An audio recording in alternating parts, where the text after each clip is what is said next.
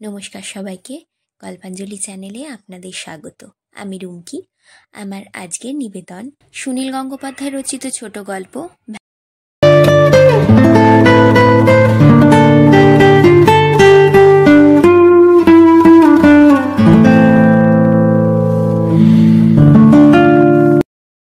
পেছনের গাড়িটার খুব বেশি দোষ ছিল না। বেশ কয়েকবার হেডলাইট জ্বালিয়ে নিবিয়ে সিগন্যাল দিয়েছে রাস্তা ছেড়ে দেওয়ার জন্য। তবু সামনের ফিয়াট গাড়িটা হেলতে দুলতে চলেছে রাস্তার মাঝখান দিয়ে, যেন ওদের পেরিয়ে আর কোনো গাড়ির যাওয়ার অধিকার নেই।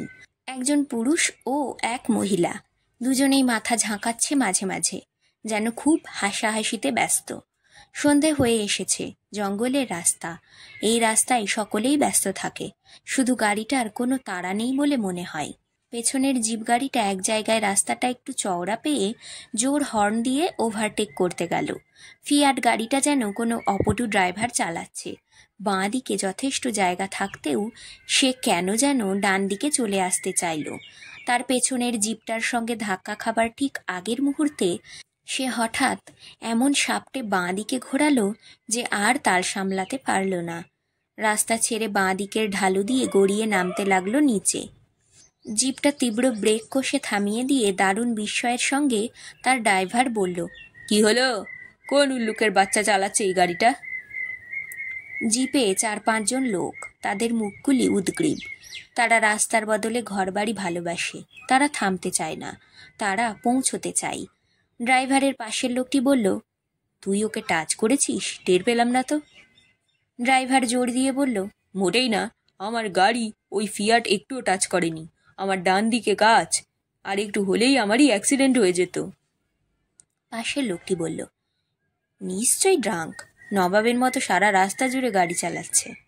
পেছন থেকে একজন বলল, একবার নেমে দেখবে না কি ওদের কি হলো?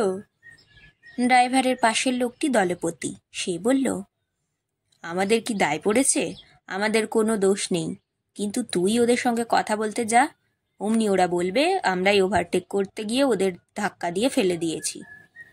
পেছন থেকে আরেকজন বলল, রাস্তাটা এখানে বেশ উঁচু, দুপাশ ঢালু হয়ে অনেকখানি নেমে গেছে, ঠিক মতো হ্যান্ড ব্রেক না দিতে পারলে গড়িয়ে পড়ে যাবে। দলপতি বলল, আমাদের ওসব জোর ঝামেলায় যাওয়ার দরকার কি? শুধু শুধু ফেঁসে যাব। আর তাছাড়া 8টার মধ্যে পৌঁছতে না পারলে চলো চলো সুধীর। ড্রাইভার আবার স্টার্ট দিল। জিপ গাড়িটা হুশ করে মিলিয়ে গেল সামনের অন্ধকারে। ফিয়াট গাড়িটা গড়াতে গড়াতে চলছে। প্রথমে স্টিয়ারিংয়ে কপাল ঠুকে যাওয়ায় অজ্ঞান হয়ে গেছে অবনী, আর ভয়ে চিৎকার করছে কেতকী। তার প্রসাধন চর্চিত সুন্দর মুখখানি এখন আতঙ্কে বিভৎস। সে যেন চোখের সামনে দেখতে পাচ্ছে মৃত্যু। পাহাড়ি রাস্তা নয়, এ গাড়ি যেন নেমে যাচ্ছে নরকে। একটা মহুয়া গাছে ধাক্কা খেয়ে গাড়িটা থামল। ঝনঝন করে ভেঙে গেল হেডলাইটের কাচ। রেডিয়েটার ফুটো হয়ে ঝরঝর করে পড়তে লাগলো জল। কেতকীও চেতনা হারিয়েছে। কিছুক্ষণ বাদে কেতকীরই আগে জ্ঞান ফিরে এলো। প্রথমেই তার মনে হলো সে কি মরে গেছে? এই কি মৃত্যু? খুব বেশি যন্ত্রণা হলো না তো? তারপর সে হাত বুলিয়ে দেখল তার নাক, চোখ, চিবুক কিছুই নষ্ট হয়নি। পাশের দিকে তাকিয়ে দেখল স্টিয়ারিংয়ের ওপর এলিয়ে পড়ে আছে অবনী। তবে কি অবনী বেঁচে নেই? অবনীর গায়ে হাত ছোঁয়াতে গিয়েই কেতকী দেখতে পেল ডান দিকে দাঁড়িয়ে আছে 2 জন লোক, লুঙ্গি পরা, খালি গা।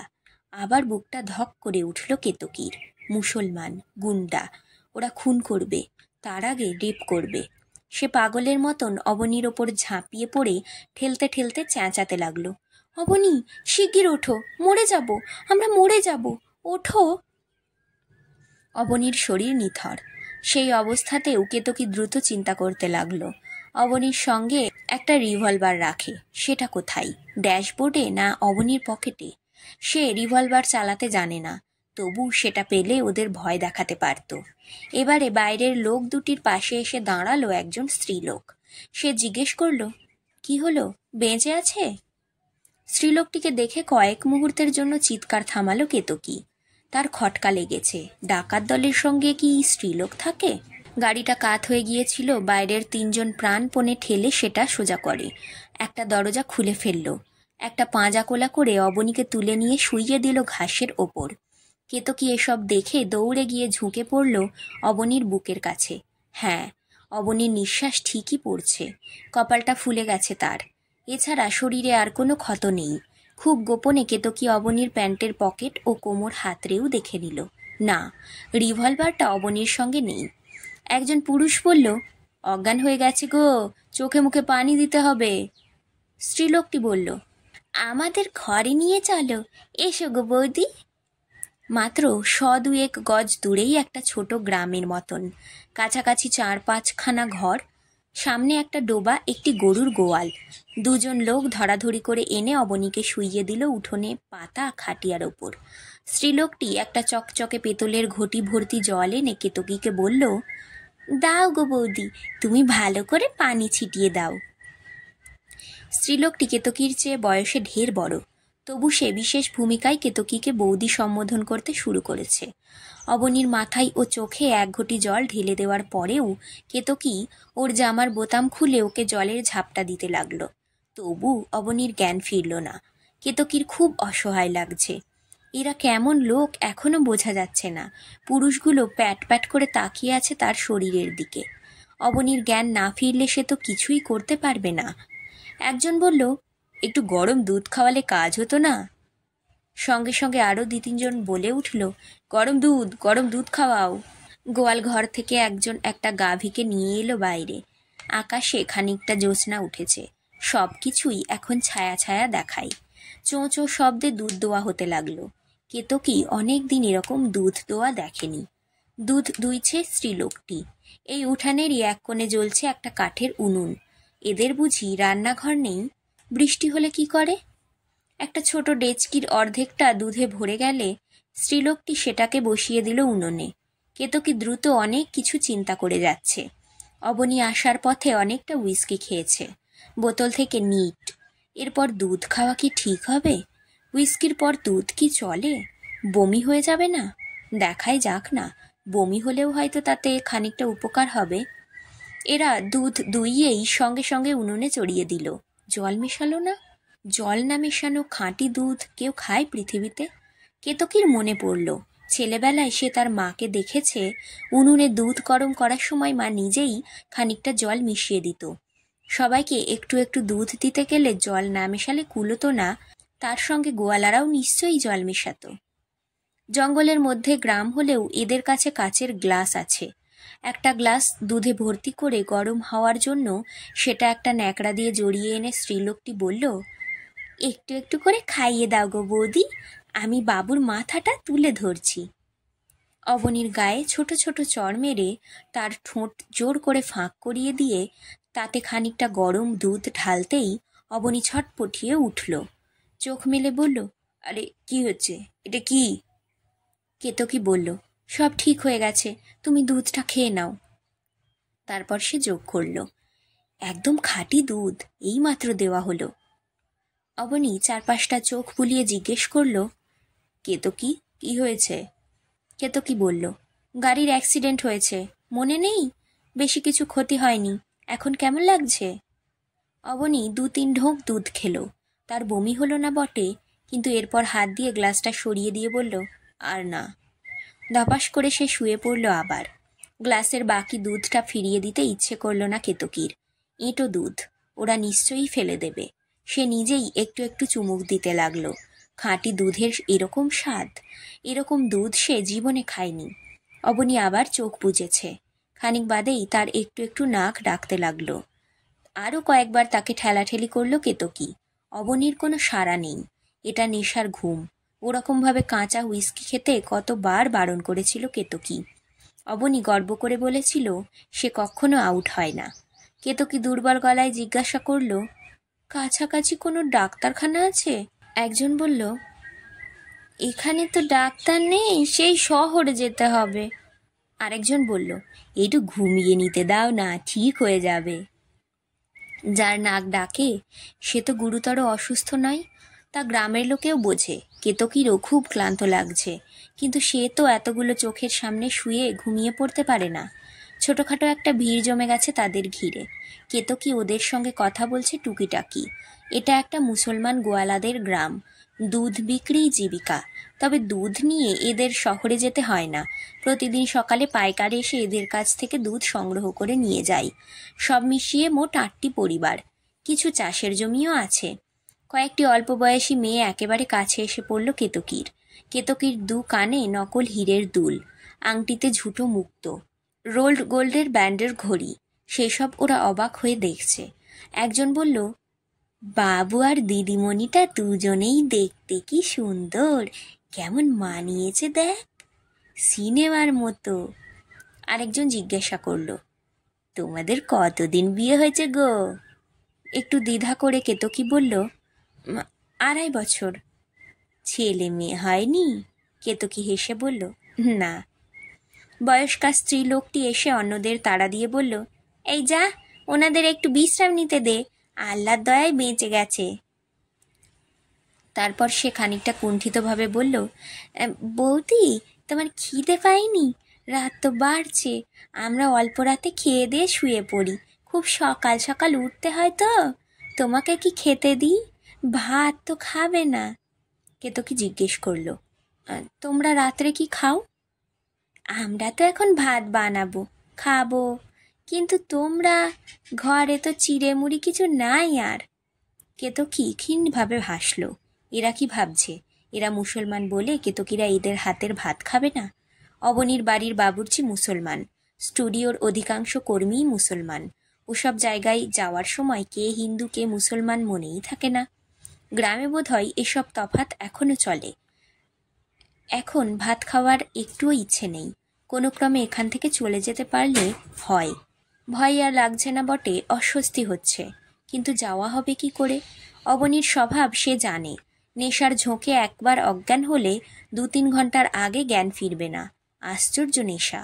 এত বড় একটা কাণ্ডের পরও কেউ ঘুমোতে পারে? অবনী না জাগলে গাড়িটার কি অবস্থা হয়েছে তাও বোঝা যাচ্ছে না। ভাত খেতে আপত্তি করলে এরা ভাববে কেতকী মুসলমানের হাতের ছোঁয়া খায় না। কি জ্বালা! এরা এত ভালো ব্যবহার করছে। কেতকী কৃত্রিম উৎসাহ দেখিয়ে বলে, হ্যাঁ হ্যাঁ, ভাত খাবো না কেন? স্ত্রীলোকটি বিস্মিত খুশির সঙ্গে বলল, খাবে, ভাত খাবে, চল, চাল এনে দি, তুমি নিজেই ফুটিয়ে নাও তবে। কেতকী বলল, আলাদা রাঁধতে হবে কেন, একসঙ্গেই করে নাও, তোমাদের থেকেই একটু দিও। আমাদের ঢেঁকি ঠাটা চাল, একটু লাল হয়, মোটা, খেতে পারবে তো? ঢেঁকি ছাটা চাল তো খুব ভালো। পাশ থেকে একজন পুরুষ বলল, ভাত তো খেতে বললে, খাবে কি দিয়ে? ওবেলার ডাল আর সবজি, সে কি ওনারা খেতে পারেন? স্ত্রীলোকটি ঝঙ্কার দিয়ে বলল, পুকুরে একবার জাল ফেলে দেখো না, যদি 2টো মাছ পাস। দাঁড়িয়ে দাঁড়িয়ে হাঁ করে দেখছিস কি? কত রাত খেয়াল হলো? কেতকী বারণ করতে লাগলো, কিন্তু কেউ কর্ণপাত করল না। 2-3 জন হৈ হৈ করে চলে গেল। হঠাৎ বেশ জ্যোৎস্না উঠে গেছে। একেবারে অচেনা জায়গায় এতগুলো মানুষের মধ্যে কেতকী কখনো বসে থাকেনি। তার খাটিয়ার চারপাশে বসে পড়েছে অনেকগুলো বাচ্চা। এখন তারা কেউ কেতকীর হাত ধরেছে, কেউ তার হাত ধরে শাড়িটায় হাত বুলিয়ে দেখছে। তাদের গ্রামে এরকম মানুষ কখনো আসে না। তারা তাই একটা মজার খেলা পেয়েছে। শবনম নামের একটি কিশোরী নানা প্রশ্ন করতে লাগলো কেতকীকে। শহর সম্পর্কে তার দারুণ কৌতূহল। মেয়েটির মুখের গড়ন অনেকটা পান পাতার মতন বেশ সুশ্রী। ঠিক মতন সাজগোজ করালে একে খুবই সুন্দর দেখাবে। পুকুরের পাড়ে একটা বেশ আনন্দ কলরব শোনা গেল। শবনম কেতকীর হাত ধরে টেনে বলল, মাছ উঠেছে, চলো দেখতে যাবে, এসো না। কেতকী উঠে গেল ওদের সঙ্গে। অবনীর নাম ডাকা থেমে গেলে ও কি চোখ বুজে সব শুনছে? একটা মাঝারি আকারের রুই মাছ ধরা পড়েছে। পুকুরটার চেহারা দেখলে মনেই হয় না যে এখানে এরকম মাছ থাকতে পারে। ছেলে মেয়েদের চেঁচামেচি শুনে বোঝা যায় যে এরকম মাছ ধরার ঘটনা খুবই বিরল, বিশেষ বিশেষ উৎসবেই হয়। কেতকীরা এসেছে বলে আজ এলাকার ছেলে মেয়েরাও এক টুকরো মাছ খেতে পাবে। রান্না হয়ে গেল ঘণ্টাখানেকের মধ্যে। গরম ভাত, গরম মুসুরির ডাল আর পাতলা মাছের ঝোল। অবনীকে 2-1 বার ডাকতেই সে উঠে পড়ল। তার কপালই ফুলে আছে এখনো, চোখও লাল। খাটিয়ার ওপরে বসেই খাওয়া। ভাতের থালা ওদের দুজনের হাতে তুলে দেওয়ার পর বয়স্কা মহিলাটি শবনমের কানে কানে কি যেন বলল। সে ছুটে গিয়ে নিয়ে এলো একটা টিনের কৌটো। তার থেকে কয়েক চামচ ঘি তুলে দেওয়া হলো ওদের পাতে। টাটকা ঘিয়ের গন্ধে আমোদিত হয়ে গেল হাওয়া। প্রায় রাত্রেই অবনীর কিছু খাওয়া হয় না। আজ সে তৃপ্তি করে খেলো। চর্বি কমাবার জন্য সে সপ্তাহে মাত্র কয়েক চামচ ভাত খায় একদিন। আজ সে ভাত চেয়ে নিল এবং দ্বিতীয়বার ঘি নিতেও সে আপত্তি করল না। খেয়ে উঠে হাত ধোয়ার পর সে নিজে একটি সিগারেট ধরিয়ে তার প্যাকেট থেকে উদার হস্তে অন্যদের সিগারেট বিলিয়ে দিল। তারপর বলল, তোমরা ভাই অনেক উপকার করলে, এখন একটু গাড়িটায় হাত লাগাবে। একটা বেশ বড় দল নিয়ে সে গেল গাড়িটার কাছে। গাড়িটার ইঞ্জিন চালু করতে কোনো অসুবিধে হলো না। গাড়িতে একটা সাবান ছিল, সেটা দিয়ে কোনো ক্রমে আটকানো হলো রেডিয়েটারের ফুটো। হেডলাইট ছাড়াই কাজ চলে যাবে। কেতকী এসে বসলো গাড়িতে। জানালার ধারে ব্যাকুলভাবে দাঁড়িয়ে আছে শবনম আর অন্যান্য বাচ্চারা। অবনী ঘড়ি দেখল, মাত্র 9:30। এ রাস্তা দিয়ে অনেক রাত পর্যন্ত গাড়ি চলে, ভয়ের কিছু নেই। গাড়ি থেকে খানিকটা সরে এসে সে মানিব্যাগটা বার করে প্রথমে দুটো 50 টাকার নোট 2 আঙুলে তুলে একটু দ্বিধা করল। তারপর একটা রেখে দিয়ে বাকিটা তুলে সে মুরব্বি জাতীয় একজনের কাঁধ ধরে বলল, ভাই, তোমরা যা উপকার করলে কি আর বলবো, এই সামান্য কিছু। লোকটি জিভ কেটে 2 পা পিছিয়ে গিয়ে বলল, না না, এ কি বলছেন বাবু, আপনারা আমাদের মেহমান, এখন রমজান মাস। অবনী খানিকটা পিড়াপিড়ি করলে লোকটি প্রবল মাথা নেড়ে আপত্তি জানাতে লাগলো। এরপর আর কিছু করা যায় না। ব্যাগটা পকেটে ভরে ফেলল অবনী। ওপরের দিকে খাড়াভাবে রাস্তায় ওঠা যাবে না, পাশ দিয়ে দিয়ে যেতে হবে খানিকটা। সেই রাস্তা ওরাই এগিয়ে দিল। গাড়ি চলার পরে সঙ্গে সঙ্গে কিছুক্ষণ দৌড়ে এলো বাচ্চারা। ওপরের রাস্তায় উঠে স্বচ্ছন্দে গাড়ি চলার পর একটা স্বস্তির নিঃশ্বাস ফেলল অবনী। কেতকীর সাংঘাতিক বিপদ হয়ে যেতে পারত আজ, কিন্তু শেষ পর্যন্ত কিছুই হলো না। কেতকীকে নিয়ে সারা রাত বাড়ির বাইরে থাকতে হলেই তো একটা কেলেঙ্কারি হয়ে যেত। নিজের স্ত্রীর কাছে কি জবাবদিহি করতো অবনী? আর আহত হয়ে দুজনে একসঙ্গে যদি ভর্তি হতো হাসপাতালে, তাহলে সে খবর ছাপা হয়ে যেত অনেক কাগজে। আর একটা সিগারেট ধরিয়ে অবনী বলল, বেশ লোকগুলো, তাই না? সরল, হসপিটেবল। কেতকী জিজ্ঞেস করল, তুমি ওদের কিছু দিলে তো? ধোঁয়া ছেড়ে অবনী বলল, দিতে চাইলুম তো, নিল না কিছুতেই। অবশ্য বাচ্চাগুলোকে মিষ্টি খাবার জন্য কিছু দিয়ে এলে হতো। কেতকী বলল, ইস, ওখানে একটি মেয়ের আমার হাতের চুড়িগুলো খুব পছন্দ হয়েছিল। এগুলোর এমন কিছু তো দাম নয়, ওকে দিয়ে দিলে পারতুম। তখন মনে পড়ল না। চলো, একটু ফিরে যাবে। পাগল নাকি? এখন আবার অতটা নিচে নামা যায়? অনেক দেরি করে যাবে না? জোরে চালিয়ে গেলে 12টার মধ্যে বাড়ি পৌঁছে যাব। একটুক্ষণ চুপ করে থেকে কেতকী বলল, আজ যা ঘি খেলাম, এরকম ঘি বোধহয় জীবনে খাইনি, এত সুন্দর গন্ধ। অবনী বলল, খাঁটি ঘি, তবে বিক্রি করার আগে নিশ্চয়ই ভেজাল মেশাই। এরকম খাঁটি জিনিস কেউ বাজারে ছাড়ে না আজকাল, লোকে স্বাদই বুঝবে না। দুধটাও এত ভালো, সদ্য দোয়া দুধ। গয়লাপাড়া তো, এ দুধও যখন শহরে যায় তখন আর এতটা খাঁটি থাকে না। মাছটারও কি ফার্স্ট ক্লাস টেস্ট ছিল, একেবারে সদ্য সদ্য পুকুর থেকে ধরা, অপূর্ব, তাই না? কোথায় অ্যাক্সিডেন্টে মারা যেতে বসেছিলুম, তার বদলে এমন সব চমৎকার খাবার, ঢেঁকি ছাটা চালের গরম ভাত। জানো তো কি, এত টাটকা ভালো খাবার টাটা বিড়লাও খেতে পারে না বোধ হয়। শহরে বসে তুমি যত টাকা দামই দাও, এরকম সব কিছু খাঁটি কিছুতেই জোগাড় করতে পারবে না। তারা আমাদের কাছে কোনো পয়সাই নিল না। হঠাৎ হেঁচকি তুলে কাঁদতে আরম্ভ করে দিল কেতকী। অবাক হয়ে তাকিয়েও অবনী আবার রাস্তায় দিকে মন দিল। আবার একটা অ্যাক্সিডেন্ট না হয়। মদ খেয়ে সে আর কোনো দিন গাড়ি চালাবে না। একটু পরে সে একটা হাত বাড়িয়ে কেতকীর পিঠে চাপড় মেরে জিজ্ঞেস করলো, এই কি হলো? কেতকী দুদিকে মাথা ঝাঁকালো শুধু, মুখে কিছু বলল না। অবনীর মুখে শহুরে সভ্য মানুষের একটা হাসি ফুটে উঠল। সে বুঝেছে, সেন্টিমেন্ট একেবারে বাদ দেওয়া যায় না জীবন থেকে। তবে একদিন সন্ধেবেলা অন্যরকম একটা ঘটনা ঘটল বলেই তো বদলে ফেলা যায় না জীবনটা। মানুষ তার জীবনে যে ফ্রেম তৈরি করে নেয়, তার থেকে নিজেও সে বেরুতে পারে না। এটাকেই বোধহয় নিয়তি বলে। আজকের সন্ধেবেলাটাকে বেশি গুরুত্ব না দিয়ে ভুলে যাওয়াই ভালো। কেতকী বিজ্ঞাপনের মডেলের কাজ করে। আজ বিকেলেই একটা শুটিং ছিল। ক্যামেরার সামনে তাকে যত না বেআব্রু হতে হয়, তার চেয়েও অনেক বেশি জামাকাপড় খুলতে হয় কয়েকটি বড় বড় ক্লায়েন্টের কাছে। নইলে কেতকীর মতন মেয়ে তো কতই আছে, সবাই কি কাজ পায়? অবনী একটি বিজ্ঞাপন কোম্পানির ম্যানেজার। বেবি ফুড, চুলের তেল, সাবান, ঘি, সিগারেটের মনোহরী বিজ্ঞাপন তৈরি করা তার কাজ। ওইসব বেবি ফুড যে বাচ্চাদের পক্ষে ভালো নয়, ওইসব চুলের তেলে যে চুলের কোনো উপকারী হয় না, একজন শিক্ষিত মানুষ হয়ে অবনী কি তা জানে না? তবু কাজ হচ্ছে কাজ, জীবিকা হচ্ছে জীবিকা, এর মধ্যে সেন্টিমেন্টের স্থান নেই। কেতকীর পিঠে আর একটা চাপড় মেরে সে হাসতে হাসতে বলল, আমাদের ওরা স্বামী স্ত্রী ভেবেছিল, তাই না? আদর্শ দম্পতি, হা হা হা হা। কেতকী মুখটা ফেরালো অবনীর দিকে। গ্লিসারিন না মেখেও তার চোখ দিয়ে বেশ ঝরঝর করে জল পড়ে। আজকের পাঠ এখানেই শেষ। গল্প পাঠ ভালো লাগলে অবশ্যই একটা লাইক করে দেবেন আর নিজের বন্ধুদের সাথে শেয়ার করে দেবেন। আর আজ যারা নতুন আমার চ্যানেলে, অবশ্যই সাবস্ক্রাইব করবেন। আপনার একটি সাবস্ক্রিপশন আমাকে আরও অনেক নতুন গল্প পড়তে অনুপ্রেরণা যোগাবে। ধন্যবাদ, ভালো থাকবেন সবাই।